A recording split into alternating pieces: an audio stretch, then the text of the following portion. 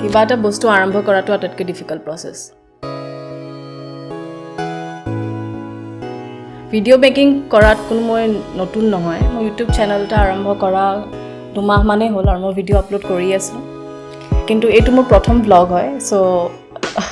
যিকোনো বস্তুৱে আৰম্ভণিটো সদায় ডিফিকাল্ট থাকে মই কেনেধৰণে ইন্ট্ৰডাকশ্যনটো দিওঁ মই এইটোকে ভাবিয়ে পোৱা নাছিলোঁ এনিৱে নিজৰ পৰিচয়ৰে আৰম্ভ কৰোঁ নমস্কাৰ মোৰ নাম Priya Konwar I love creativity আৰু নিজৰ ক্ৰিয়েটিভ পেশ্যনক ফ'ল' কৰিয়ে মই ইউটিউব চেনেল খুলিলোঁ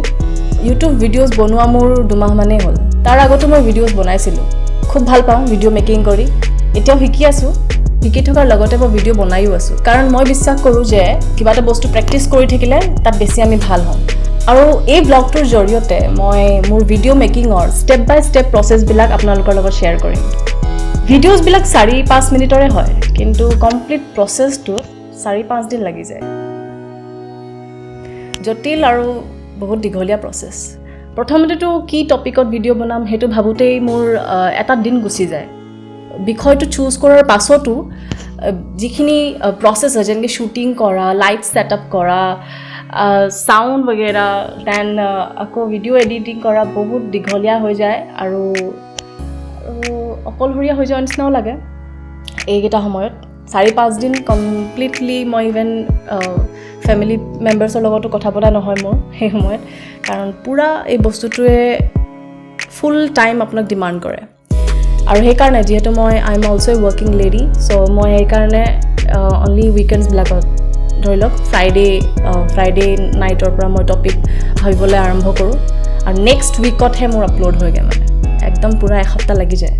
কেতিয়াবা 4-5 দিনতো হৈ যায় কেতিয়াবা এসপ্তাহ লাগি যায় আৰু বহুত দীঘলীয়া প্ৰচেছ তো মই ব্লগটো খোলাৰ মোৰ মেইন কাৰণ এইটোৱে আছিলে যাতে মই মোৰ এই যিখিনি ভিডিঅ' বনাই থকাৰ অভিজ্ঞতাখিনি মই আপোনালোকৰ লগত শ্বেয়াৰ কৰিব পাৰোঁ আৰু এনেই কোনোবাই যদি এপ্ৰিচিয়েটো কৰে মোৰ প্ৰচেছটো ভাল লাগে because it takes lots of hard work মানে বহুত কষ্ট কৰিব লগা হয় প্ৰতিটো ষ্টেজতে লাইটটো ছেটআপ কৰোঁতেও বহুত মানে ভাবিব লগা হয় কেলকুলেট কৰিব লগা হয় লাইটটো কেনেকৈ পৰিব কিমান টেম্পাৰেচাৰ কিমান হ'ব লাগে লাইটৰ কিমান মানে কেলভিনৰ তাৰপিছত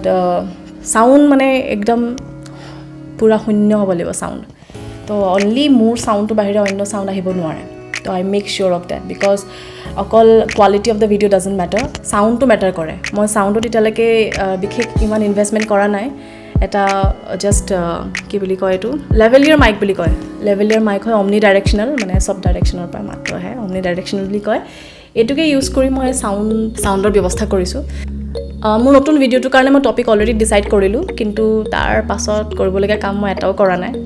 চ' পলম নকৰাকৈ আমি আগবাঢ়োঁ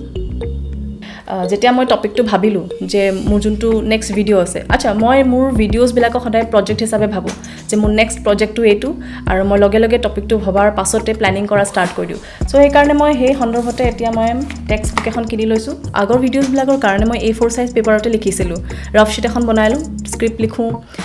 ডিজাইন কৰোঁ ডিজাইন মানে ভিডিঅ'টো কি ধৰণে হ'ব ষ্টাৰ্টিং কেনেকুৱা হ'ব মাজৰ পাৰ্টটো কেনেকুৱা হ'ব এণ্ডিংটো কেনেকুৱা হ'ব মই অলৰেডি বনাই লওঁ এটা পিকচাৰটো মোৰ মাথাত চলিয়ে থাকে মানে চ' মই টেক্সট বুক এখন কিনি ল'লোঁ একদম আৰু এতিয়া ইয়াত এটা পেজ আছে য'ত মই প্লেনিং কৰোঁ চ' প্লেনিঙত কি লাগে এতিয়া মই ক'ম ৰেকৰ্ড হৈ আছেনে নাই আকৌ ঢেৰ কথা মই চাই লওঁ ৰেকৰ্ড হৈছেনে নাই